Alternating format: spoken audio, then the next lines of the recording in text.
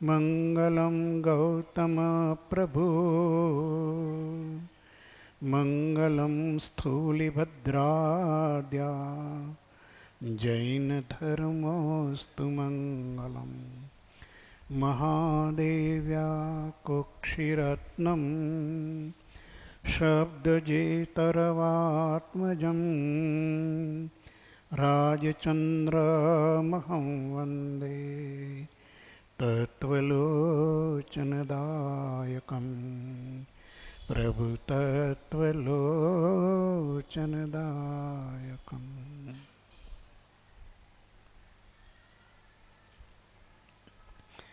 શ્રીમદ રાજચંદ્ર જ્ઞાન મંદિર રાજકોટ, રવિવાર તારીખ 21 જૂન 2015. શ્રીમદ રાજચંદ્ર વચનામૃતજી ક્રમવાર પત્ર સ્વાધ્યાય પત્રાંક 738નો આપણો સ્વાધ્યાય ચાલુ છે. અપૂર્વ અવસરનું પદ ગુણસ્થાનક આરોહણ, આત્માના ઉર્ધ્વીકરણનો ક્રમ, એની એક અદ્ભુત સંકલના કરીને પરમ કૃપાળુ દેવનું આ અપૂર્વ અવસરનું પદ એક વિશ્વની અજોડ રચના છે. એટલી સરળ, સુંદર અને સુગમ ભાષાની અંદર પરમાર્થની ઉન્નતિનો ક્રમ બતાવ્યો છે. ક્રમની શરૂઆત સર્વસંગ પરિત્યાગ, અંતરમાં વૈરાગ્ય, એની લગ્ની લાગે અને એનું લક્ષણ સર્વભાવ પ્રત્યેની ઉદાસીનતા છે. જગત અને જગતના પદાર્થો, જગતના સંગ પ્રસંગ પ્રત્યે જો ઉદાસીનતાનો ભાવ ન આવે ત્યાં સુધી પરમાર્થની અંદર ચિત્ત ચોંટતું નથી. વિક્ષેપ આવ્યા જ કરે. આપણે ગમે તેટલું માનતા હોય, આપણે તો બ્રહ્મા હોય, પણ હકીકત એ છે, જ્ઞાનીઓ કહે છે કે અકેલી ઉદાસીનતા પર માત્ર તરફ જ્યારે ઉદાસીનતાનો ભાવ આવે ત્યારે આ ઉપયોગ આપણો ચૈતન્ય સાથે જોડાય છે. અને એ જોડાણ પછી જ આત્માના ચેતનાના ઉર્ધ્વીકરણની યાત્રા શરૂ થાય છે. પહેલી બે કડીમાં આપણે અદ્ભુત વૈરાગ્ય, નિતરતો વૈરાગ્ય જોયો. હવે ત્રીજી કડી એનો આપણે વિચારણા કરીશું. પહેલાં જરા સાથે ગાન કરીએ. દર્શન મોહ વ્યતીત થઈ ઉપજો બોધજે, દેહ ભિન્ન કેવલ ચૈતન્યનું જ્ઞાન જો, એથી પ્રક્ષીણ ચારિત્રમો હવિલોકીએ, વર્તે એવું શુદ્ધ સ્વરૂપનું ધ્યાન જો, અપૂર્વ અવસર એવો ક્યારે આવશે. જીવને એના અનંત સંસારનું કારણ જો કોઈ હોય, કર્મનો કોઈ મુખ્ય પ્રકાર હોય તો છે મોહ. આ મોહનીય કર્મને વારંવાર વિચારવું પડે છે. અનેક પાસાઓથી વિચારવું પડે છે, અનેક દૃષ્ટિકોણથી. કૃપાળુદેવે કહ્યું કે મોહનીયનું સ્વરૂપ બહુ સમજવા જેવું છે. આ મોહનીયનું સ્વરૂપ જીવને પોતાના સ્વરૂપનું ભાન થવા દેતું નથી. અને એ સ્વરૂપ બે પ્રકારે છે. એના બે ભાંગા કીધા છે, દર્શન મોહ અને ચારિત્ર મોહ. જગતની અંદર સર્વ પદાર્થો જેમ છે તેમ એને ઓળખવા, પ્રતીત કરવા અને એનું શ્રદ્ધાન કરવું, એ સમ્યક દર્શન છે. એ દર્શન મોહનું ટળવું થાય છે. કોઈ પણ પરભાવ જોયો, પર પદાર્થ જોયો, પર વસ્તુ જોઈ અને જીવ એની સાથે કોઈને કોઈ પ્રકારના રાગ બંધનથી જોડાઈ ગયો કે દ્વેષ બંધનથી જોડાઈ ગયો, પણ મોહભાવથી જોડાઈ ગયો. જેમાં કસાયની બધી પ્રકૃતિઓ, નો કસાયની પ્રકૃતિઓ, આ 28 પ્રકારની જે મોહનીયની પ્રકૃતિ છે એ કોઈને કોઈ પ્રકારની ત્યાં ઉપસ્થિત થઈ જાય. વિધેયાત્મક સ્વરૂપમાં કે નિષેધાત્મક સ્વરૂપમાં, પણ એ મોહનીય પ્રકૃતિ હોય ને હોય. એ દર્શન મોહ જ્યાં સુધી હોય, એટલે કૃપાળુદેવે સાદી સમજ આપી કે દેખત ભૂલી, એ જુએ છે જગતના પદાર્થોને અને ભૂલી જાય છે. સ્વરૂપને ભૂલીને એની સાથે પોઝિટિવલી કે નેગેટિવલી પણ અચૂકપણે જોડાઈ જાય છે, એકરૂપ થઈ જાય છે. આ છે દર્શનમાં. પરમાં મમત્વ, પરમાં મારાપણાની બુદ્ધિ, પરમાં હિત બુદ્ધિ, પરમાં સુખ બુદ્ધિ, અનેક પ્રકારની આવી સૂક્ષ્મ પ્રકારની વિભાવનાઓ જાગે છે અને એને કારણે એ પર સાથે કોઈને કોઈ પ્રકારે એનો તંતુ જોડાય છે. આવો દર્શનમાં જ્યારે જીવને તત્વનું યથાર્થ ચિંતન થાય, અનુપ્રેક્ષા થાય, તત્વનું દર્શન થાય અને સમ્યક શ્રદ્ધાન થાય, તો એનો દર્શન મોહ ટળે છે. એ જગતને જગત જેમ છે તેમ જુએ છે. પદાર્થોનું સ્વરૂપ યથાર્થ પદાર્થનું જેમ છે તેમ જુએ છે. એને જડ ચેતનનો ભેદ છે, જીવ અજીવનો ભેદ છે, સ્વ પરનો પણ ભેદ છે અને આત્મભાવ અને અન્ય ભાવનો પણ ભેદ છે. આ સમ્યક દર્શનની બધી ઉપલબ્ધિઓ છે, લબ્ધિઓ છે.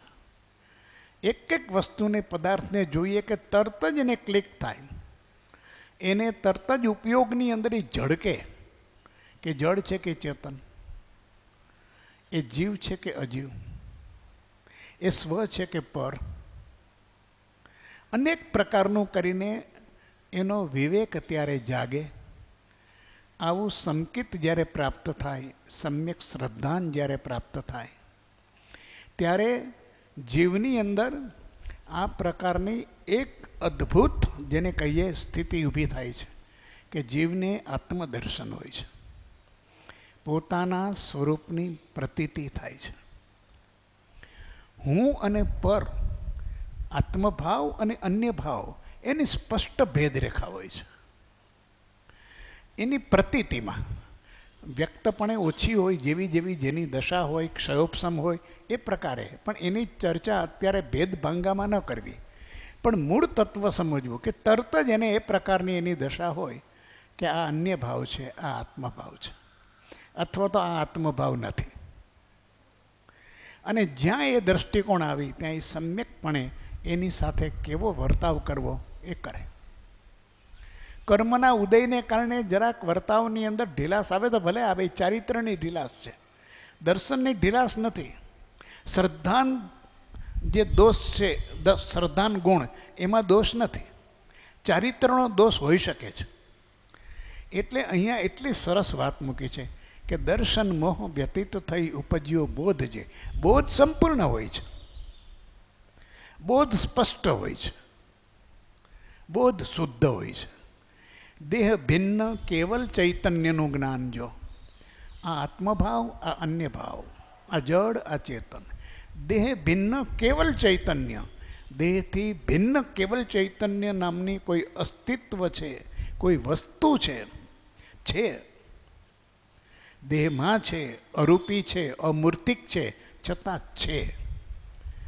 તો દેહ ભિન્ન કેવલ ચૈતન્યનું જ્ઞાન જો, અને હું કેવલ ચૈતન્ય છું, દેહ નથી, દેહનો અંશ નથી, દેહની ઇન્દ્રિયો નથી, દેહના અવયવ તે હું નથી, દેહના અંગ પાંગ તે હું નથી, દેહના 10 પ્રાણમાંથી એક પણ પ્રાણ તે હું નથી. તો ઇન્દ્રિય, મન, પ્રાણ આ બધાથી પોતા ભિન્નતા, કેવલ ભિન્ન,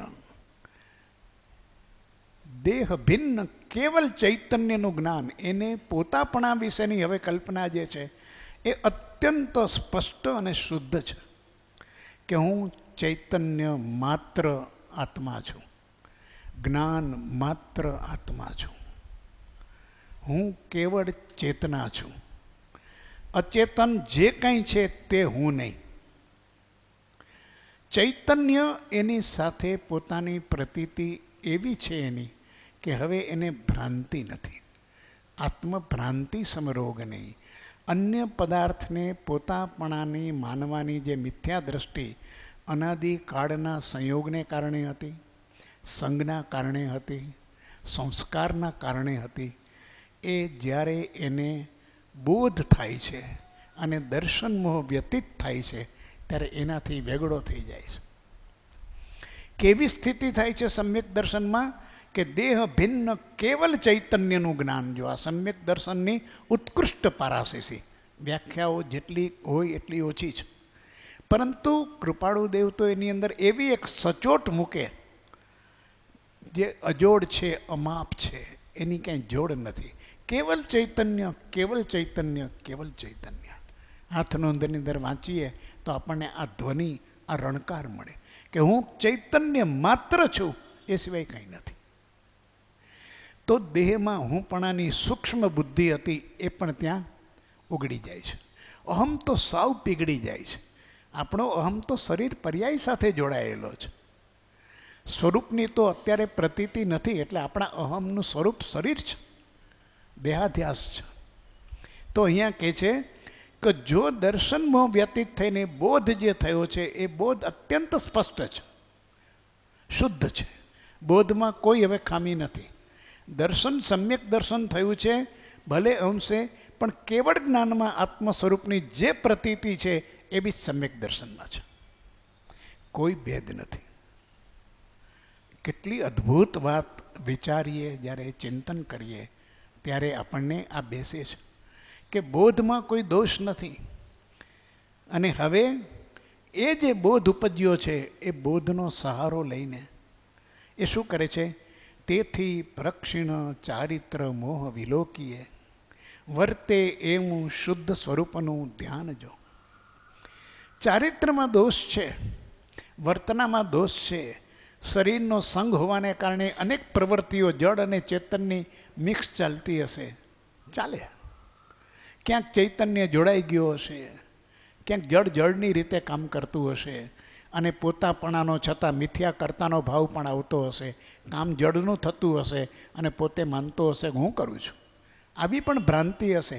અનેક પ્રકારની ભ્રાંતિ આત્મ સ્વરૂપ બાબતમાં જીવને વર્તે છે, ચારિત્ર દોષને કારણે વર્તે. દર્શન મોહ ગયા પછી પણ એવી સ્થિતિ હોઈ શકે છે.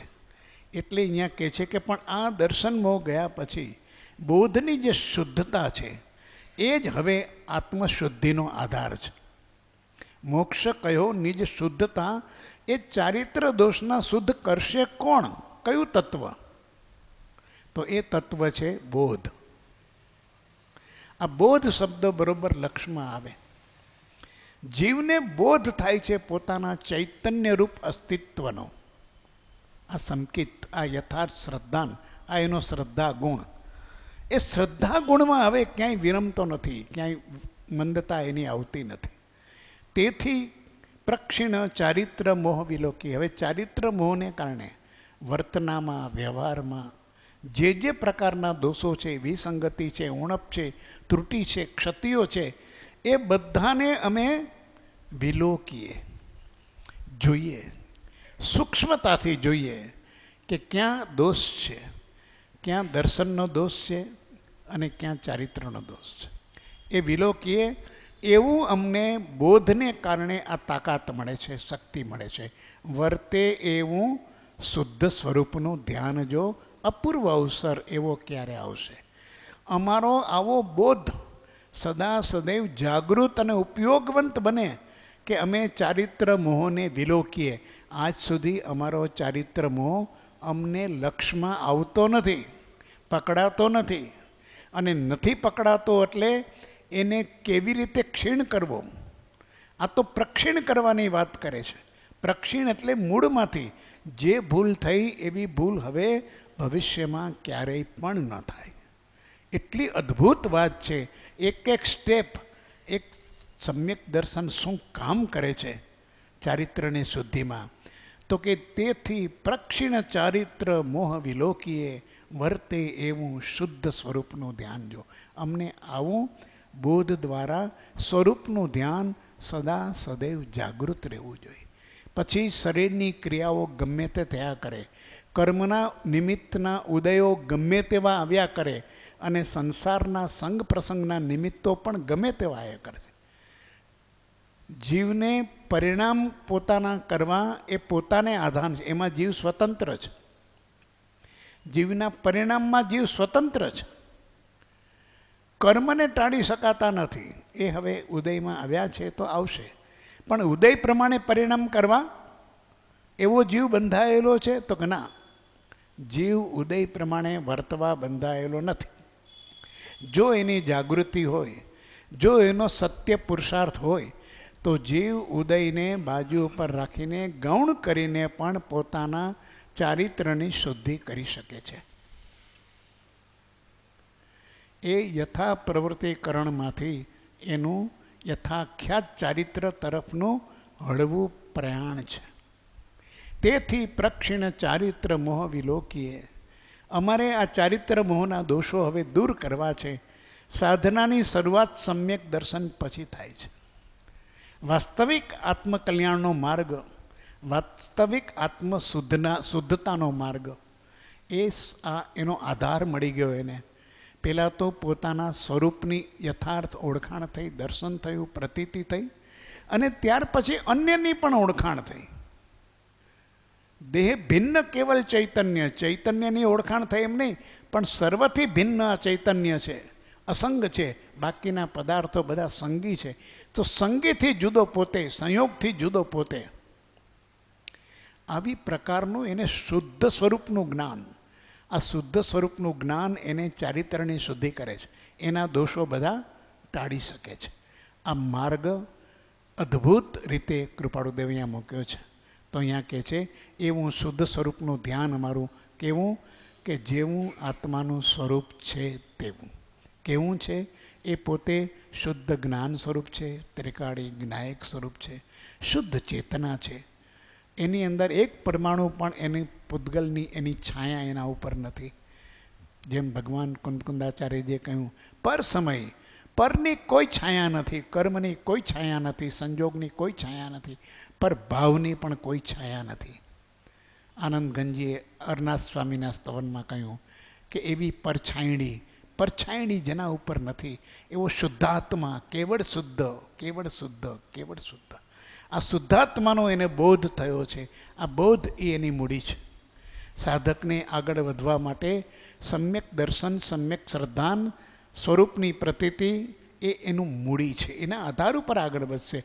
હવે ચારિત્રના દોષ છે જન્મો જન્મના કર્મના કારણે છે. કેટલાય કર્મો પડ્યા હશે એ ધીરે ધીરે બધા ઉદયમાં આવતા જાય છે. અને કર્મોના ઉદયમાં આવવાથી અનેક પ્રકારના દોષો જણાતા જાય છે. પણ જીવ પરિણામ કરવા સ્વતંત્ર હોવાને કારણે એને આવું ધ્યાન, જો સ્વરૂપનું ધ્યાન હોય તો પછી એ દોષો આવીને ચાલ્યા જાય છે. નવા કર્મ બંધાતા નથી. જ્યારે ભળતો નથી ત્યારે કોઈ મોહ પરિણામ એને હોતું નથી. દર્શન મોહ ગયો છે એટલે દર્શન મોહનું પરિણામ નથી, તો કર્મબંધનું કોઈ કારણ રહેતું નથી. આ પદ્ધતિએ, આ અપેક્ષાએ જ્ઞાનીઓને કર્મબંધ હોતો નથી.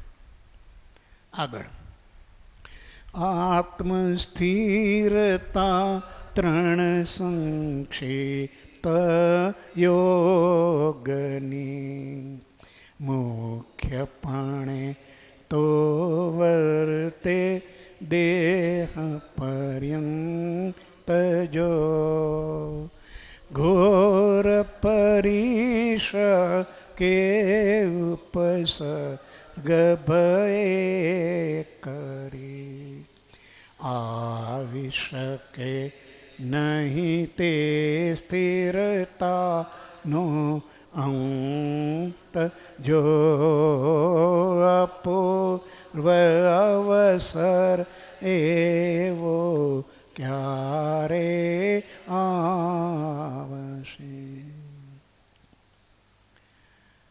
જ્યારે સાધના શરૂ થાય છે એનું પહેલું અંગ કયું? સાધનાનું લક્ષણ સ્થિરતા, ઉપયોગની સ્થિરતા, આત્માની સ્થિરતા, ચૈતન્ય ભાવની સ્થિરતા. હવે પોતે પોતાપણાની જે શ્રદ્ધા છે એની અંદર એને વિક્ષેપ નથી, વિક્ષિપ્તતા નથી, યાતાયાતપણું નથી, આવે ને જાય, ચડ વિચળપણું નથી, સ્થિરતા. આ સ્થિરતા આત્માની તો સ્થિરતા છે, પણ આત્મા જે પૂતગલમાં રહેલો છે, જે દેહમાં રહેલો છે, એ દેહની અંદર રહેલો હોવાને કારણે મન વચન કાયાના યોગોની સ્થિરતા ન હોય તો એ આત્માની સ્થિરતા પણ આવે નહીં. જેમ એક વાસણની અંદર દૂધ મૂક્યું હોય પણ વાસણ જ હલબલ થતું હોય તો દૂધના પરમાણુઓ સ્થિર ન રહી શકે. દૂધની પરમાણુઓની સ્થિરતા માટે વાસણની સ્થિરતા આવશ્યક છે. એટલો સરસ માર્ગ અધ્યાત્મનો વૈજ્ઞાનિક રીતે મૂક્યો છે જ્ઞાનીઓએ કે બરોબર આ દેહ જે પરની અંદર અત્યારે અવસ્થિત થયો છે આયુ કર્મના કારણે પૂતગલમાં બંદીવાન થયો છે. એનું સ્વરૂપ તો વ્યાબાદ છે, પણ આ આયુ કર્મને કારણે એ જે શરીરમાં બંધાયેલો છે, નિશ્ચિત કાળ સુધી બંધાયેલો છે, એ સમયે હવે એને મુક્ત થવાની સાધના કરવી છે. ત્યારે એને પોતાની સ્થિરતામાં આત્મસ્થિરતા 3 સંક્ષિપ્ત યોગની, મન વચન કાયાના યોગ છે. આમ તો અનેક છે, પણ આ સંક્ષિપ્તની અંદર આ 3માં બધા સમાવિષ્ટ છે. એ આત્મસ્થિરતા, એની આત્મસ્થિરતા કરવી. તો પહેલું જ શરૂઆત કરવાની છે તો સ્થિર થતું. શરીરના અંગોને, શરીરની ઇન્દ્રિયોને, શરીરના મનના વ્યાપારને સ્થિર કર. વાત ચૈતન્યનો ઉપયોગનો વેપાર કરવો છે, પણ એ વેપાર કરવા માટેની પહેલી ભૂમિકા, એને ઉપયોગની સ્થિરતા માટે શરીરની સ્થિરતા, યોગની સ્થિરતા એ પૂર્વ શરત છે. એ જો આ ન હોય તો અંદર ચૈતન્યના પ્રદેશો છે, એનું કંપન, એનું સ્પંદન એ શાંત નહીં રહી શકે. એ સતત ખળભળાટ એનું ચાલુ રહેશે. ઉપયોગની સ્થિરતા કરવી છે તો ઉપયોગની સ્થિરતા કરવી છે તો સર્વપ્રથમ એ છે કે તું તારા શરીરના અંગોપાંગને સ્થિર કરી દે. સ્થિરતા રોજે રોજ આપણા સામાયિક, ચૈત્યવંદન, પ્રતિક્રમણ બધાની અંદર કૌશગનો એક યોગ આવે છે. આ યોગ છે, કૌશગનો યોગ આવે છે. એ કૌશગના યોગની અંદર એ છે કે કાયોત્સર્ગ, કાયાનો ઉત્સર્ગ કરીને તું તારા સ્વરૂપમાં સ્થિર થા. તો કાયાની અંદર પોતે છે, તો પણ કાયાના એના કોઈ પણ પ્રકારનું હલનચલન, એનો નિષેધ થાય છે. એ નિષેધ માટે એ પ્રતિજ્ઞા કરે છે. અને આ કાયાની અંદર એના 2 સ્વરૂપ છે. એક ઐચ્છિક ક્રિયા છે અને બીજી અનૈચ્છિક ક્રિયા છે. મારે હાથ હલાવવો એ મારી ઐચ્છિક ક્રિયા છે, પણ શ્વાસોશ્વાસ ચાલવા એ મારી અનૈચ્છિક ક્રિયા છે. મારે પગ હલાવવા એ મારી ઐચ્છિક ક્રિયા છે, પણ લોહીનું પરિભ્રમણ થવું, ફેફસાઓ ચાલવા, એની અંદર શુદ્ધિકરણ થવું, ગતિનું પરિભ્રમણ થવું, આ મારી અનૈચ્છિક ક્રિયા છે. એના ઉપર મારો કોઈ વશ નથી, કંટ્રોલ નથી. આ 2 ક્રિયાની અંદર જ્ઞાનીઓએ એટલો અદ્ભુત માર્ગ બતાવ્યો છે. એટલે અન્નથ સૂત્ર આપ્યું છે. અન્નથ એ આગારનું સૂત્ર છે. આગાર શેના છે કે જે અનૈચ્છિક ક્રિયા છે એ ભલે ચાલે, પણ હું કોઈ પણ પ્રકારે ઐચ્છિક ક્રિયા નહીં કરું. એ રીતે મારી કાયાની વસીરાવી દઉં છું. ઐચ્છિક ક્રિયા ક્યારે થાય કે કાયા સાથેનો મારો ભાવ જાગૃત હોય તો થાય. હું એને વસીરાવી દઉં છું. તાવ કાયમ ઠાણેણમ મોણેનમ જાણેનમ અપ્પાણમ વસીરામી. આવું મારું આત્મા સાથે સંબંધિત જે કાયા છે એને હું વસીરાવું છું.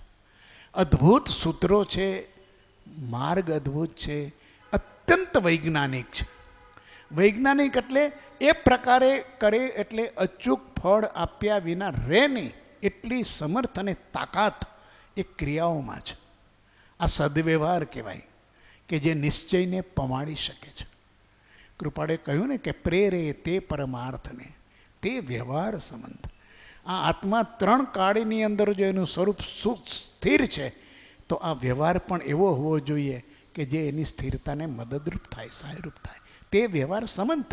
વ્યવહારના નામે એકાંત દ્રષ્ટિકોણ કરીને બધું ઉડાડે, બધી ક્રિયાઓને, બધા નિમિત્તોને. આ ડાપણ નથી, આ તો વ્યભિચાર છે બુદ્ધિનો. એ નથી, ડાપણ નથી, એમાં સમજણ નથી. અધ્યાત્મ માર્ગ એ પૂરો સમજણનો માર્ગ છે. જે સ્વરૂપ સમજી આવે ને, સ્વરૂપ સમજ અત્યારે સંગી સ્વરૂપ છે, સંયોગમાં છે. સ્વરૂપ સમજી લે ને, ભલે હું શુદ્ધ હોઉં તેથી શું, પણ મારું વર્તમાન પર્યાયની અંદર મારી આ અશુદ્ધિઓનો કોઈ પાર નથી. તો એ સમજણનો માર્ગ છે. સમજણની અંદર નિશ્ચય અને વ્યવહારનો સમન્વય હોય, નિશ્ચય અને વ્યવહારની સંધિ હોય. એવો વ્યવહાર હોય કે જે નિશ્ચયને મદદરૂપ થાય, અને એવો વ્યવહાર હોય કે જે નિશ્ચયને બાધારૂપ થતો હોય, એનું નિરસન થાય. તો યોગની અંદર આપણે આત્મસ્થિરતાના પ્રયોગ કરીએ છીએ. એક નમસ્કાર મંત્રોનો કૌશક કરવો હોય કે લોગસ 4 કે 40, પણ આની અંદર અભ્યાસ આ યોગનો છે. આત્મસ્થિરતા 3 સંક્ષિપ્ત યોગની. અને ત્યારે આપણને ખબર પડે છે કે આપણે શરીર સાથે કેટલા જોડાયેલા છીએ. માપ તો નીકળે ને, કસોટી નીકળે. બોલવાની બૌદ્ધિક વાત જુદી છે, ચર્ચાઓ જુદી છે, પણ પોતે કેટલો દેહ સાથે દેહાધ્યાસ કેટલો છે એ 40 શ્લોકમાં આવતું કૌશકમાં, અને પછી એકેય ઐચ્છિક ક્રિયા નથી થતી અને સ્વરૂપમાં રહી શકાય, એ કેટલું કઠિન છે. એટલે સીધા 40 શ્લોક કે 20 શ્લોકસ ન હોય, એ સંવત્સરીના દિવસે મૂકે. પણ સંવત્સરી એ જ કરી શકે કે રોજ 1 લોગસનો કરતો હોય કૌશક, તો કરી શકે. જેણે કોઈ દી જીવનમાં કંઈ કર્યું નથી અને 12 મહિને પડી કમણ કરવા હાયલો કટાશનું કમ બગલમાં નાખીને, એનાથી 20 લોગસનો કૌશક થાય નહીં. ઠીક છે, સમજવાનું આ છે. આત્મસ્થિરતા 3 સંક્ષિપ્ત યોગની. મુખ્યપણે તો વર્તે દેહ પર્યંત. જો દેહ છે ત્યાં સુધી આ સ્થિરતા જોઈએ છીએ. દેહ નથી પછી તો આત્માની સ્થિરતા છે જ. ઉપયોગ એનો સ્થિર છે, એની ચેતના સ્થિર છે, એનું જ્ઞાન સ્થિર છે, આત્માના અનંત ગુણો સ્થિર છે. એ જ્યારે પરમ સમાધિ પ્રાપ્ત કરશે ત્યારે એને દેહના યોગની સ્થિરતાની આવશ્યકતા નથી. ત્યારે અદેહી થશે, વિદેહી થશે. સિદ્ધ પરમાત્માને સ્થિરતા માટે થઈને શરીરના યોગો સ્થિર રહે એ કોઈ આવશ્યકતા નથી. કારણ કે એ દેહ હતા ત્યાં સુધી દેહના યોગો બાધારૂપ થતા હતા. હવે દેહ નથી તો દેહના યોગો બાધારૂપ થવાનો કોઈ કારણ નથી. એ અનંત અનંત કાળ સુધી સમાધિ સ્થિરતા રાખી શકશે, કારણ કે એ આત્માનો સ્વભાવ છે. સ્થિરતા એ ચૈતન્યનો સ્વભાવ છે. તો એ અહીંયા કહે છે કે મુખ્યપણે તો વર્તે દેહ પર્યંત. જો હે પ્રભુ, આ દેહ છે ત્યાં સુધી મને આ સ્થિરતા આપજે, કે જેથી કરીને મારા ચૈતન્યને અસ્થિર થવા ન દે. ઘોર પરિસહ કે ઉપસર્ગ ભયે કરી આવી શકે નહીં તે સ્થિરતાનો અંત. જો પોતે મનથી તો નક્કી કર્યું છે, એટલે પોતા થકી તો આની અંદર કોઈ વિક્ષેપ આવવાની શક્યતા નથી. કેમ કે એણે અનથ લઈને પચખાણ લીધા, પ્રતિજ્ઞા કરી કે જાઓ અર્યંતાણમ ભગવંતાણમ નમુક્કારેમી ન પારેમી તાવ કાયમ ઠાણેણમ મોણેણમ જાણેણમ અપ્પાણમ વોસીરાવી. હું આ શરીરની કાયાને વોસીરાવી દઉં છું, છે જ નહીં મારી. એની સાથેનો સદા સર્વદા સંબંધ એનો વિચ્છેદ કર્યો. તો પોતાની રીતે તો હવે આ અસ્થિરતાનો ભંગ થાય એમ નથી, પણ આ ભંગ થવામાં બીજા કારણો જે પોતાને સ્વવશ નથી એવા પણ કારણો બની શકે, એવા પણ નિમિત્ત બની શકે. એ છે પરિસહ. પરિસહ એ બાહ્ય સંયોગો છે, કર્મજન્ય સંયોગો છે, નૈમિતિક સંયોગો છે. ઉત્કૃષ્ટ કોઈ ગરમી, કોઈ ઠંડી, કોઈ શૂલ, કોઈ કંકડ, કોઈ કાંટા, કોઈ ક્ષુધા, કોઈ તૃષા, અનેક પ્રકારના કર્મજન્ય અથવા નૈમિતિક આવા જે અંતરાયો આવે એને જૈન દર્શનમાં પરિસહ કહ્યા છે. પોતાને જ આવે, પોતા સંબંધી જ આવે. અને આવી બધી પ્રાકૃતિક સ્થિતિનો ફેરફાર થાય તો એમાં પોતાનો કાંઈ એમાં દોષ ન હોય, પોતાની કોઈ ઈચ્છા પણ ન હોય, અનિચ્છાએ આવે. પણ પરિસહ અને ઉપસર્ગ પોતે નહીં, પોતાના કર્મ નહીં, પોતાનું નિમિત્ત નહીં, પણ અન્ય દ્વારા થાય. કર્મ ખરા આમાં, પણ નિમિત્તમાં અન્ય આવીને ઊભા રહીએ. કોઈ તિર્યંચ ઉપસર્ગ કરે, કોઈ દેવ ઉપસર્ગ કરે, કોઈ મનુષ્ય ઉપસર્ગ કરે. આ 3 પ્રકારના જીવો છે, 3 ગતિના જીવો. એ જીવને ગમે ત્યારે ઉપસર્ગ કરી શકે છે. સંગમ નામનો દેવ મહાવીરનો ઉપસર્ગ કરવા દેવલોકમાંથી પણ આવે કે આ શું સમજે છે એના મનમાં.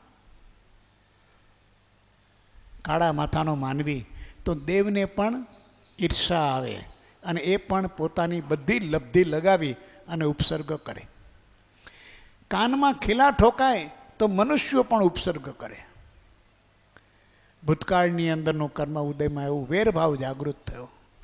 વેરભાવ જાગૃત થયો તો એની અંદર એ કાનમાં ખીલા ઠોકાવાનું મનુષ્ય પણ જાગૃત કરે. એમ સુકોસલ મુનિને પેલી શિયાળવીએ આખું શરીર ખાઈ ગઈ. કૂતરાઓ માંસના લોચા પિંડીમાંથી લઈ લે.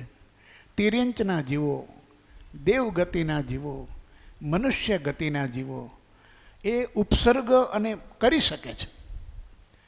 એ ઋણાનુબંધ છે, કર્માનુબંધ છે, એ બધું વાત સાચી. પૂર્વે જે ભોગવેલા છે, કર્મો કર્યા છે, એ જે ઉદયમાં આવ્યા નથી એ પણ આવે. એટલે અહીંયા કહે છે કે આવા કદાચ ઘણા કારણો મારી જાણ બહાર છે. સાધના કરું છું ત્યારે પહેલાં મારા 3 યોગને તો હું બરોબર સ્થિર અને સંક્ષિપ્ત કરીને એની સ્થિરતા પ્રાપ્ત કરું છું. પણ પરિસર ક્યારે કયો આવશે? 22 પ્રકારના પરિસરો શાસ્ત્રમાં વર્ણવ્યા છે. અને ઉપસર્ગ અનેકવિધ પ્રકારના ઉપસર્ગો 3 ગતિના જીવો પોતપોતાની શક્તિ પ્રમાણે કરે. એવા ઉપસર્ગો થાય તો ઘોર પરિસર શબ્દ મૂક્યો છે કૃપાળુદેવે, અદ્ભુત મૂક્યો છે. ઘોર પરિસર. ઘોર એટલે જેને સામે પહોંચી ન વળી શકીએ એવો, જેને પરાસ્ત ન કરી શકાય એવો, જે અત્યંત પીડાદાયી. સાહેબ ઘોર દુઃખ પડ્યું છે મને, ઘોર પરિસર, ઘોર પીડા છે. પીડા કેવી છે? જેવી તેવી નથી, જીવ કાઢી નાખે એવી છે. ઘોર પરિસર કે ઉપસર્ગ ભયે કરી એના ભયથી પણ આવી શકે નહીં તે સ્થિરતાનો અંત જો આ સાધક. આ એની પ્રસન્નતા કે ભાઈ હું મારા આત્મા આ શરીરના યોગથી તો મારી સ્થિરતા હવે ચલિત નહીં થાય, પણ પરિસરના કારણે કે ઉપસર્ગના કારણે પણ આ મારી સ્થિરતા છે એનો અંત ન આવે. ક્યાં સુધી? દેહ પર્યંત. આવી ભાવના ભાવે છે. એવો અવસર ક્યારે આવશે? આવી સ્થિરતા ક્યારે આવશે? આ એક આત્મશુદ્ધિના માર્ગે, આત્મસિદ્ધિના માર્ગે આગળ વધવાના પગથિયામાં એક પગથિયે જે અવરોધ છે, જે અંતરાય છે, એનું બરોબર યથાસ્થિત કૃપાળુદેવે અહીંયા વર્ણન આપ્યું છે. અને એ સાથે કામના કરે છે સાધના. હજી આવું કાંઈ આવ્યું નથી, પણ સાધક કહે છે કે આવું થાય તો પણ મારી સ્થિરતા રહે. એવો અવસર મને ક્યારે આવશે કે મારી સ્થિરતાનો ભંગ ન થાય? તો સાધના પહેલી કરવાની સ્થિરતાની. જેવો એને દર્શન મોહ ગયો, ચારિત્ર મોહ એને નાશ કરવો છે, તો એનું પહેલું સ્ટેપ છે આત્મસ્થિરતા. એ પોતાના શરીરની અને પરિસરની અને ઉપસર્ગની આ ત્રણેયથી આત્મા એને કહેવાય છે અચલ બની જાય છે. મેરુ જેવો બને, નિષ્કંપ બને છે. કોઈ ડગાવી ન શકે, કોઈ ચલિત ન કરી શકે. આવી અદ્ભુત એની આવી શકે નહીં તે સ્થિરતાનો અંત જો. હે પ્રભુ એ પરમ તત્વને પ્રાર્થના કરે છે કે અમારા જીવનમાં આવો અવસર ક્યારે આવે, અને તે સમયે આવો અવસર જેને જેને પ્રાપ્ત થયો છે એવા મહાત પુરુષો, વિભૂત પુરુષોના ચરિત્રનું સ્મરણ કરે કે કેવા કેવા ઉપસર્ગ જ્ઞાનીઓને આવ્યા છે. શું ગજ સુકુમારને ઉપસર્ગ આવ્યો છે? શું મેતારજને ઉપસર્ગ આવ્યો છે? શું સંધક મુનિને ઉપસર્ગ આવ્યો છે? જેને જેને જેને આવા ઉપસર્ગ આવ્યા છે એ બધા જેમ સ્થિર રહ્યા છે, એમ પ્રભુ અમને પણ એવો અવસર અમારા જીવનમાં પ્રાપ્ત થાય. આ બોધ બળથી થાય. ઉપજ્યો બોધ, જે આ બોધ એનું તાકાત છે, સમ્યક દર્શન એની તાકાત છે. આ સ્થિરતાનું કારણ એની સમ્યક દર્શનની શ્રદ્ધા ગુણની દ્રઢતા છે. બરોબર વસ્તુનું યથાર્થ સ્વરૂપ તો હું અખંડ અચળ છું અને જગતનો કોઈ પદાર્થ હવે મને મારો નાશ ન કરી શકે. હું અવિનાશી છું,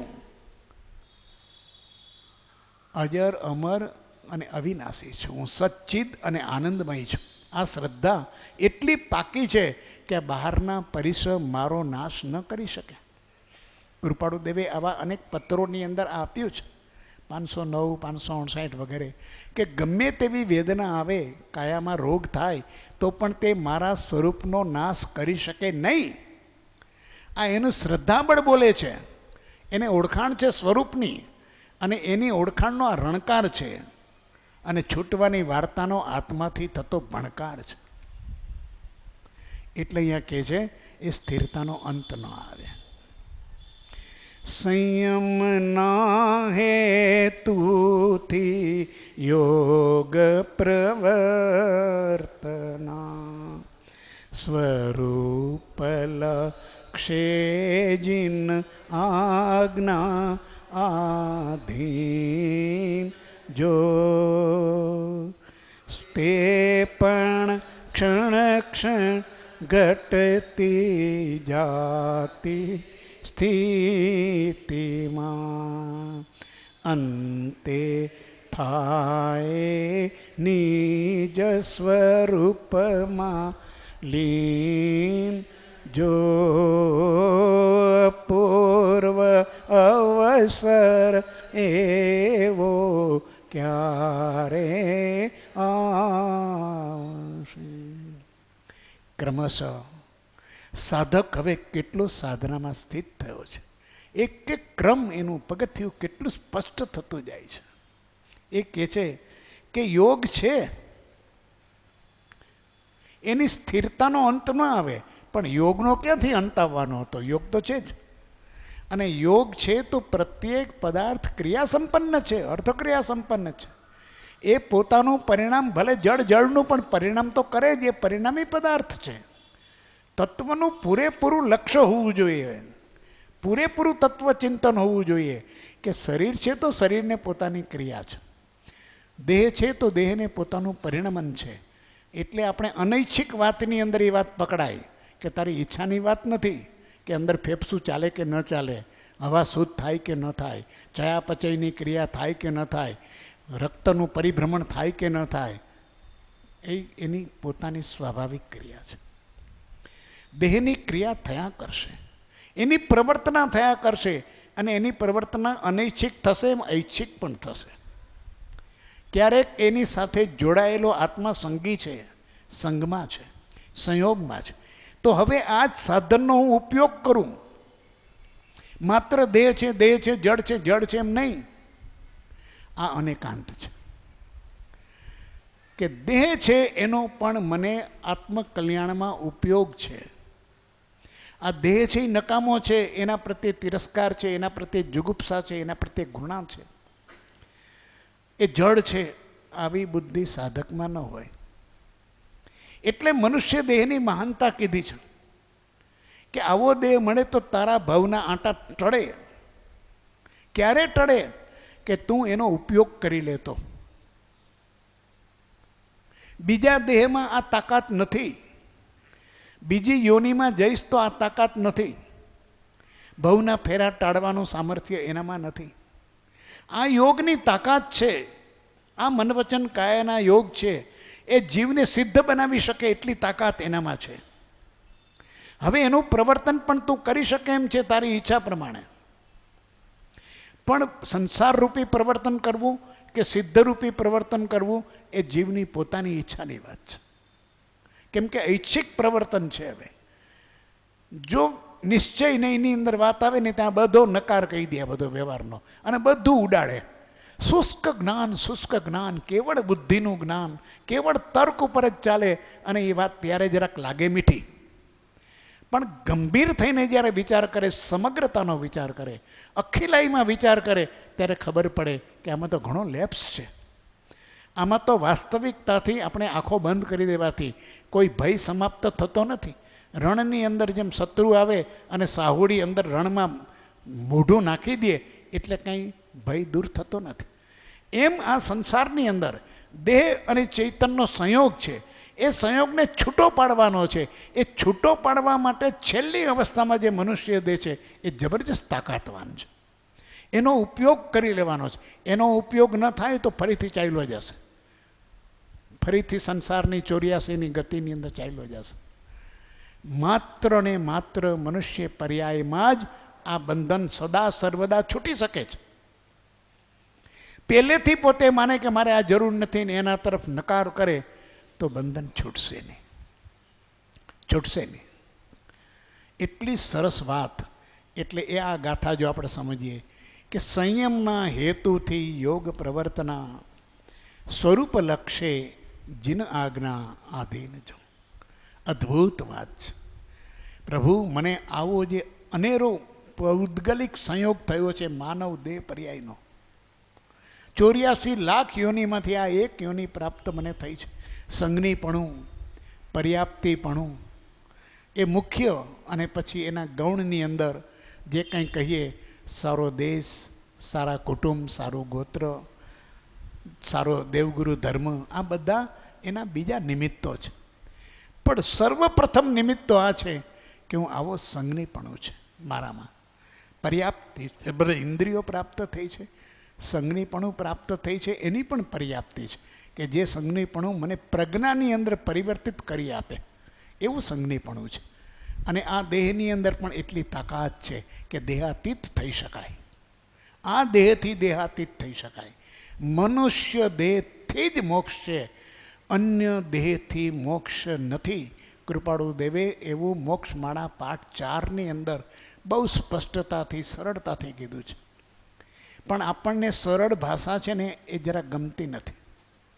અને કોઈ આકરી આવેશની ભાષા કે આમ બધું દેહ ખોટો છે ને પૂતગળનો પિંડ છે ને મારે એની અરે કંઈ સંબંધ નથી, આ તારો આવેશ છે, નકારાત્મક છે. તને માનવ દેહની જબરજસ્ત મૂલ્યતા છે. બહુ પુણ્ય કેરા પુંજથી આ માનવનો દેહ મળ્યો છે, કોઈ મફતનો નથી મળ્યો. આ તારા પાપનું પરિણામ નથી, તારા પુણ્યનું પરિણામ છે. પાપના પરિણામના દેહની તો તું વાંચ તો તને ખબર પડશે કેવા દેહ મળશે, કે જેની અંદર કેવા પાપ થશે. અનંતકાળ સુધી સંસાર નહીં છૂટી શકે. પણ મનુષ્ય દેહ છે, પુણ્ય છે, પવિત્ર છે, એની તાકાત છે, દેહાતીત કરવાની તાકાત છે, સિદ્ધ અવસ્થા પ્રાપ્ત કરવાની તાકાત છે, મોક્ષ ગતિ પ્રાપ્ત કરવાની તાકાત છે. અન્યમાં ગતિના બંધ ચાલુ રહે છે, અને આ જન્મ મળ્યો તો ગતિના બંધ દૂર કરવાનો અવસર પ્રાપ્ત થાય છે. ઇટ્સ એન ઓપોર્ચ્યુનિટી કે તું જન્મો ભલે, પણ મનુષ્ય તરીકે જન્મો છું ને, હવે નથી જન્મવો તો પરિભ્રમણના પ્રત્યાખ્યાન લઈ શકાય. કઈ અવસ્થામાં લઈ શકાય, કઈ પર્યાયમાં લઈ શકાય, કયા દેહમાં લઈ શકાય. પરિભ્રમણના પ્રત્યાખ્યાન લેવા છે અને ફરી આત્મભાવે જન્મ નથી લેવો, એવી નિશ્ચળ પ્રતિજ્ઞા કઈ અવસ્થામાં થઈ શકે? માત્ર ને માત્ર મનુષ્ય દેહ. તો એના યોગ, એ યોગની એની તાકાત છે, એની ભૂમિકા છે. અને ભૂમિકા કેવી સરસ બતાવી છે. એમાં કહ્યું છે કે સંયમના હેતુથી યોગ પ્રવર્તના. હું હવે આ જ દેહનો ઉપયોગ કરીશ કે જે દેહ મને અનંત સંસાર રખડાવ્યો છે એ દેહથી જ હું છૂટી જઈશ. જેમ આપણે ગુજરાતીમાં બોલીએ કાંટાથી કાંટો કાઢવો, એમ દેહથી દેહાતીત થવું, દેહથી દેહાતીત થવું. આ દેહનો જ ઉપયોગ કરીશ. પણ આવો ઉપયોગ બીજા દેહમાં થઈ શકતો નહોતો. પણ આ એક એવો આવ્યો છે, જુઓ એનો બોધ. એનો બોધ છે હવે કે હવે શરીર છે તો શું સળગાવી નાખવું, આત્મઘાત કરવો, આ શરીર બાધારૂપ છે, આવી બધી વાતો કરવી, શરીરને ગાળો દીધા કરવી નહીં. આ જ્ઞાનીની દ્રષ્ટિ. સંયમના હેતુથી યોગ પ્રવર્તના. આ યોગ છે ને, આને બરાબર પ્રવર્તાવીશ, એવા પ્રવર્તાવીશ સંયમના હેતુથી. માત્ર દેહ તે સંયમ હેતુ હોય છે. આગલી કડીમાં કૃપાળુ દેવે અવસ્થા કીધી છે કે દેહ ભલે રહેવો, બધું જ છોડવું છે, બધું જ કાઢી નાખવું છે, બધાનો ત્યાગ કરવો છે, પણ દેહનો નહીં. કારણ કે દેહથી તો દેહાતીત થવું છે. તો અહીંયા કહે છે કે યોગનો હું પ્રવર્તન કરીશ. પ્રવર્તન થઈ શકે છે, શરીરનું પ્રવર્તન થઈ શકે છે, અને શરીરના પ્રવર્તનથી જ સંસારનું પ્રવર્તન ટાળી શકાય છે. શરીરના પ્રવર્તનથી જ સંસારનું પ્રવર્તન ટાળી શકાય છે. આ વાત બરોબર બેસવી જોઈએ. શરીરની મહત્તા, ચેતન અને જળનો સંયોગ, એકાંત અનેકાંત આને કહે છે. સ્યાદબાદ દર્શન આને કહે છે. સમજો, એક નિશ્ચયની સ્થિતિને સમજો અને બીજી પર્યાયની સ્થિતિને સમજો. દ્રવ્યાર્થિક નહીં પણ છે અને પર્યાયાર્થિક નહીં પણ છે. પર્યાયાર્થિક નહીં એ વર્તમાનમાં વિદ્યમાન થતી અવસ્થા છે અને એમાંથી એ નિશ્ચયનું લક્ષ્ય રાખવાનું છે, સાધન કરતા જવાના છે. તો એક શું કરવું? તો કે યોગનું પ્રવર્તન કરવું. કયા હેતુથી કરવું? તો હેતુ બે છે શરીરના, એક ભોગ અને બીજો સંયમ. શરીરનો ઉપયોગ બે પ્રકારે થાય, ઇન્દ્રિયોનો ઉપયોગ બે પ્રકારે થાય. એક ઇન્દ્રિયથી ભોગ થઈ શકે અને એક ઇન્દ્રિયથી સંયમ થઈ શકે. દર્શનનો માર્ગ, સાધકનો માર્ગ એ સંયમનો માર્ગ છે, ભોગનો નથી. ભોગ એ સંસાર તરફ લઈ જાય છે અને સંયમ એ મોક્ષ તરફ લઈ જાય છે. સંયમથી એ દેહની આસક્તિથી, દેહથી હંમેશને માટે છૂટે છે અને મોહથી એ હંમેશને માટે એની સાથે બંધાય છે. પ્રવર્તન કરવું છે દેહનું, દેહ છે, યોગ છે, એનું પ્રવર્તન કરવું છે, પણ હેતુ એક જ છે. બે હેતુમાંથી ભોગનો હેતુ નહીં, પણ સંયમનો હેતુ.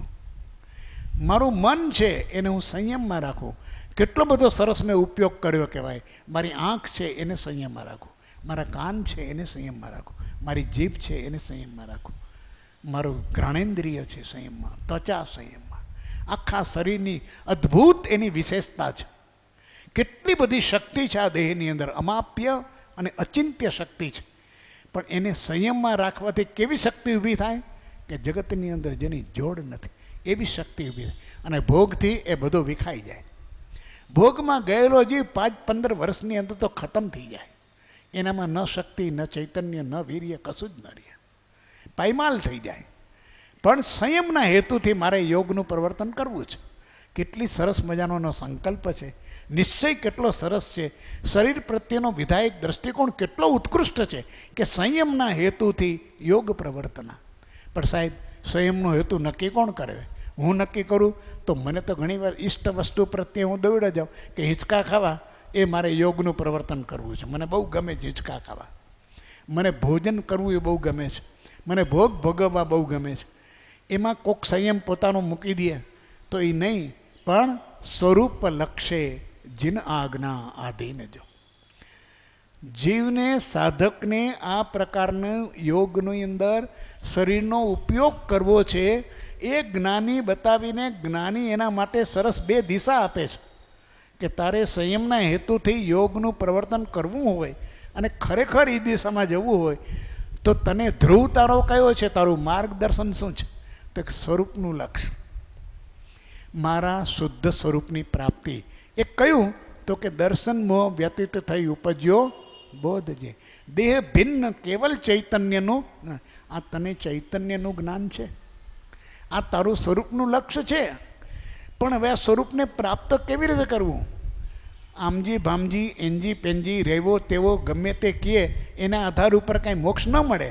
તો કે જીન આજ્ઞા, જીનેશ્વરની આજ્ઞાથી મુક્તિ માટે બીજો કોઈ ઉપાય નથી. આણા એ ધમ્મો, આણા એ તમો. આજ્ઞાનું આરાધન એ જ ધર્મ, આજ્ઞાનું આરાધન એ જ તપ. અને આજ્ઞા જીનેશ્વરની, સર્વજ્ઞની, પૂર્ણ વિતરાગની, કે જેને કોઈ રાગ દ્વેષ નથી અને જેને અજ્ઞાનનો અંશ પણ નથી, મોહ પણ નથી. જીનાજ્ઞા. બે માપ એવા સરસ આપ્યા છે કે બે કિનારેની અંદર આપણી સંયમની સરિતા વહી શકે. સંયમની નદી છે પણ બેફાટ જશે તો ઉજ્જડ કરી નાખશે આજુબાજુના ગામોને. પણ ના, એક બાજુ સ્વરૂપ લક્ષ્ય છે અને બીજી બાજુ જીનાજ્ઞા છે. એની વચ્ચે વહેતી આ જીવનની સરિતા, એનું જે સામર્થ્ય, એની જે શક્તિ, એનો સ્રોત જે છે આખો શરીરનો, એને તું સંયમની ધારામાં વહેવા દે. સંયમના હેતુથી યોગ પ્રવર્તના, સ્વરૂપ લક્ષ્ય જીન આજ્ઞા આધીન જો. સ્વરૂપનું લક્ષ્ય અને જીનેશ્વરની આજ્ઞા એ જ સંયમનું સ્વરૂપ. નહીં તો સંયમનું સ્વરૂપ સ્વચ્છંદમાં આવી જાય, પોતાની ઈચ્છામાં આવી જાય અને શક્યતા છે કે કદાચ પાછો ચારિત્ર મોહની અંદર ચાલ્યો જાય અને ફરીથી એમાં જો ભૂલ થઈ જાય તો મૂળ સંકેત પણ ભમી જાય અને એને કારણે ફરી પાછો અનંત સંસારમાં ચાલ્યો જાય. આમાં તો સ્થાન એવા છે, આ સીડી એવી છે કે બહુ સરસ. આ સર્પ સીડીની રમત છે ને, એ ખરેખર યોગની રમત છે. એ રમત યોગની છે અને એની શોધ આપણા શાસ્ત્રોમાં આવે છે. સર્પસીડીના દ્રષ્ટાંતો, સર્પસીડીનું ચિત્રપટ બધું ત્યાં બતાવે છે કે ત્યાં સુધી ગયો હોય અને જરાક ભૂલ ખાય તો 98થી સીધો પૂંછડે 2માં આવીને ઊભો રહી. અને ક્યારેક એવી ઉત્કૃષ્ટ ભાવના એને આવો જીનેશ્વરની આજ્ઞા મળી ગઈ હોય અથવા સ્વરૂપનો લક્ષ પાકો બંધાઈ ગયો તો સીડી મળી જાય. તો 7-8ના પોઈન્ટમાં હોય તો સીધો 66ના પોઈન્ટમાં ચાલ્યો જાય. સીડી પણ મળે છે અને અહીંયા સર્પ પણ મળે. સાધનાના માર્ગમાં બેય છે. તો સાધકની સતર્કતા અને સાધકની સાવધાનતા શેમાં છે કે સીડી તરફ એનું લક્ષ્ય છે અને સર્પ તરફ એની સાવધાની છે. તો એ કહે છે કે એ સ્વરૂપનું લક્ષ્ય અને જીનેશ્વરની આજ્ઞા હોય તો સંયમપૂર્વકનું જે પ્રવર્તન છે એ થઈ શકે છે. સ્વરૂપ લક્ષ્ય જીન આજ્ઞા આધીન જો તે પણ ક્ષણ ક્ષણ ઘટતી જાતી સ્થિતિમાં અંતે થાય નિજ સ્વરૂપમાં લીન જો. કેટલી અદ્ભુત વાત મૂકી છે. સાધનાનું પણ આકર્ષણ નહીં, સાધનાનું પણ મમત્વ નહીં, સાધનાનો પણ અભિનિવેશ નહીં, સાધના સાથે પણ કોઈ એટેચમેન્ટ નહીં કે મારી સાધના કેવી સરસ, મારી સામાયિક કેવી સરસ, મારો કૌશક કેવો સરસ, મારું ધ્યાન કેવું સરસ, હું તો રોજ આમ કરું, રોજ પોતાની સાધનાના ગુણ ગાયા કરે. જ્ઞાની કે છે આ તો ઘટતું જવું જોઈએ. ક્ષણ ક્ષણ ઘટતી જાતી સ્થિતિમાં તારું પ્રવર્તન વધવું ન જોઈએ, ઘટવું જોઈએ. એટલે આ યોગનું પ્રવર્તન શાંત થાય, ચિત્તની વૃત્તિઓ શાંત થાય. પરમ કૃપાળુ દેવે લખ્યું છે કે મારા ચિત્તની વૃત્તિઓ એટલી બધી શાંત થાવો કે હું બેઠો હોઉં તો કોઈ મૃગને પોતાના શરીરમાં ઉપડતી ખંજવાળ, એ ખંજવાળ માટે થઈને મારા શરીરને એ એક ઝાડ માને અથવા અજીવ માને અને એની સાથે ઘસે, એનું માથું ઘસે. આટલી મારી ચિત્તવૃત્તિઓ શાંત થાવ. હું તો શાંત છું જ, પણ અન્યને પણ એ શાંતતાની પ્રતીતિ થાય. અડોલ આસનને મનમાં નહીં ક્ષોભતા, આવી શાંતિ. તે એ કહે છે સાધનાનું આ સ્વરૂપ આવું ઉત્કૃષ્ટ યોગનું પ્રવર્તન છે. આ સાધનાનું સ્વરૂપ છે, યોગનું પ્રવર્તન છે, સ્વરૂપનું લક્ષ્ય છે, જીન આજ્ઞાને આધીન છે, એની મર્યાદાની અંદર છે, એથી બહાર જતું નથી, જીન આજ્ઞાને આધીન છે. એ પણ વધતી સ્થિતિ નહીં, ઘટતી સ્થિતિ. આપણને એમ લાગે કે આવું વધારી એટલે જલ્દી મોક્ષે જઈએ. કૃપાળુદેવે શબ્દ એટલો બધો અદ્ભુત મૂક્યો છે કે આ ઉત્કૃષ્ટ સ્થિતિ સાધનાની, આવી શુદ્ધ સાધના, સ્વરૂપના લક્ષની, જીનેશ્વર આજ્ઞાને આધીન આવી સાધના. સાહેબ આ તો ઉત્તરોત્તર વૈધા કરે અમારી સાધના. તો કે ના, તે પણ ઘટતી, ક્ષણ ક્ષણ ઘટતી જાતી સ્થિતિમાં આ તારી સાધના એક સ્થિર. કારણ શું કે જેમ જેમ સાધના પાકટ થાય, પરિપક્વ થાય, પુષ્ટ થાય, તેમ એ સ્વરૂપમાં લીન થતો જાય. એ લીન થાય એટલે પછી દેહથી અળગો થતો જાય, છૂટી જાય. એનું ચારે બાજુનું છે એ છૂટી જાય. કેટલી અદ્ભુત વાત કે ઘટતી જાતી સ્થિતિમાં આ લક્ષ્ય આવવું કઠિન છે કે મારી આવી સાધના ક્ષણે ક્ષણ ઘટવી જોઈએ. એ ઘટતી જાતી સ્થિતિમાં કેટલે સુધીની સ્થિતિમાં ઘટવી જોઈએ તો કે અંતે થાય નિજ સ્વરૂપમાં લીન જો. એ નિજ સ્વરૂપમાં જ્યારે લીન થાય ત્યારે યોગનું પ્રવર્તન ન હોય. પછી સ્વરૂપનું લક્ષ્ય ને જીનાજ્ઞા એમાં પોતે જ સમાઈ ગયો છે. યોગનું પ્રવર્તન હવે નથી. પોતે જ જીનાજ્ઞા સ્વરૂપ થયો છે, પોતે જ સ્વરૂપ થયો છે. એટલે હવે આ નથી રહેતું. એને આપણા સરસ મુદ્દાની પદ્ધતિ કીધી છે, શબ્દ પ્રયોગ વાપરો છે. એને કહે છે આપણે સ્થિતિ 13મા ગુણસ્થાનકની અંદર શૈલેષીકરણ. શૈલેષીકરણ એટલે શૈલ એટલે પથ્થર, પર્વતની ટોચ શિલા. એ જેમ સ્થિર છે પછી પવનના કાળના ઝપાટા પણ એને ચલિત નથી કરી શકતા, એમ શરીરનું શૈલેષીકરણ થાય. એટલે શરીરનું એક પણ પૂતગળું પરમાણુ હવે હલતું નથી, સ્થિર થઈ ગયું છે. કેમ કે અંદરનું ચેતના છે જે પ્રવર્તન કરનારી, એ પોતાના સ્વરૂપમાં લીન થાય. અંતે થાય નિજ સ્વરૂપમાં લીન જો. એવી રીતે ઘટતી જાય એટલી બધી અદ્ભુત વાત સાધનાની, બહુ સૂક્ષ્મ પણ બહુ ઉપયોગી અને સરળ. જો જીવને પકડાય, વાત પકડાય, તો એમ થાય કે માર્ગ કેટલો સરળ છે. સતત પોતાની જાગૃતિ જોઈએ. સાધનાનું લક્ષણ એક જ છે કે ક્ષણે ક્ષણે જાગૃતતા. ઉપયોગની જાગૃતિ એ જ સાધના છે. Eternal vigilance and ever awakening, every moment સાધક જાગૃત છે, નથી મૂર્છિત, નથી મૂઢ. આ સાધકનું લક્ષણ છે. એ લક્ષણની અંદર આ વાત તો આપણને પકડાઈ શકે કે ક્ષણ ક્ષણે ઘટતું જાય. સાધકમાં ચૈતન્યમાં એનું ચૈતન્ય વધતું જાય અને એનું જડત્વ ઘટતું જાય અને પોતે ચૈતન્યમાં લીન થઈ જાય, સ્વરૂપમાં લીન થઈ જાય. આવી અદ્ભુત સ્થિતિ એની થાય. બહુ વાત મૂકી છે. અત્યારે આ ગાથા સુધી આપણે પૂર્ણ કરીએ છીએ અને પછી અવસરે પાછું વિચારણા કરીશું. સત્પુરુષોનું યોગ બળ, જગતનું કલ્યાણ કરો.